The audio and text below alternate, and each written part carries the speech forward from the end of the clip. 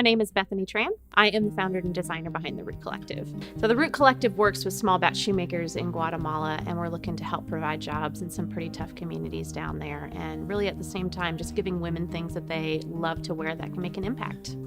So the business started really in seeing a problem in a slum community. So friends of mine had started a nonprofit called Lemonade International that actually used to be based out of Raleigh. And I had gone down to Guatemala City where they work. So they're only working in one slum there. It's called La Limonada, and it's considered the largest urban slum in Central America and actually one of the most dangerous in the world, just because of the gang violence that's there. So I went down and spent a week basically just hanging out in the slum because that's normal, right? Why not? And just started realizing that these nonprofits are focusing on education, which is great and necessary and needed, but what happens to those kids after they graduate if there's no job for them? And so when people talk about generational poverty and the cycle of poverty, what they're seeing is you've got these nonprofits coming in and they're educating these kids, which again is needed, but the problem wasn't being fully addressed. And taking that down into jobs, which is really going to be what changes things. So it's one of those things, just keep waiting for somebody to do something about it. It's like, okay, there's this problem. Somebody has to do something about it. Somebody has to do something about it. And so eventually, I think it probably took about 3.5 years after that first trip. And I was just like, crap, guess that somebody is me.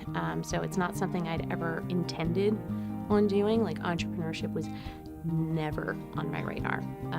But I'm such a problem solver that it's like I couldn't see something there that needed to be fixed and no one else was addressing it and not do something. So some of the biggest obstacles that I had to overcome was, number one, having no idea what I was doing. And I've got a marketing background, so that was basically like the piece that I knew, but I had never been in product development. I had never been in a product-based business at all. I had been in the services industry. And I mean, something as simple as like, how do we actually import products in here? How do we deal with quality control? How do we deal with, the relationship? Because international business is a totally different beast than if you're working with somebody right here. So it was hurdle after hurdle after hurdle.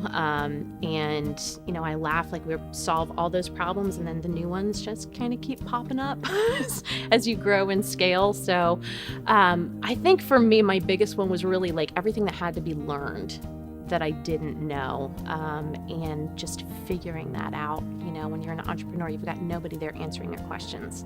You've got to go out and find it yourself. So that was probably one of my biggest challenges, but also ended up being something that I learned to love and accept about what I was capable of doing too.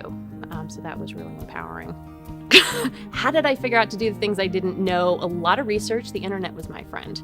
And I looked for ways to get connected with people who did know what they were doing. So like with the shipping piece, I think I posted on Facebook, was like, does anybody have any idea how to get products into the US from a different country? And a friend of mine was like, I don't, but I know that there's this LinkedIn group that you can ask these kind of questions. So she's like, I'm going to post for you in there, and ended up getting connected with somebody who was able to help. Product development specifically, I fumbled my way through for like the first 2 years trying to figure out how to do that, and then got connected with a group here in the US that actually a group of shoemakers who like know what they're doing, and they happen to have a local conference in Savannah. And so I'm like, I'm just going to show up to this thing, find out what happens. So I ended up making some really great connections there who I could just be like, hey, I've got a question about, and just because of the nature of what we were doing, they were really willing to help, which was great.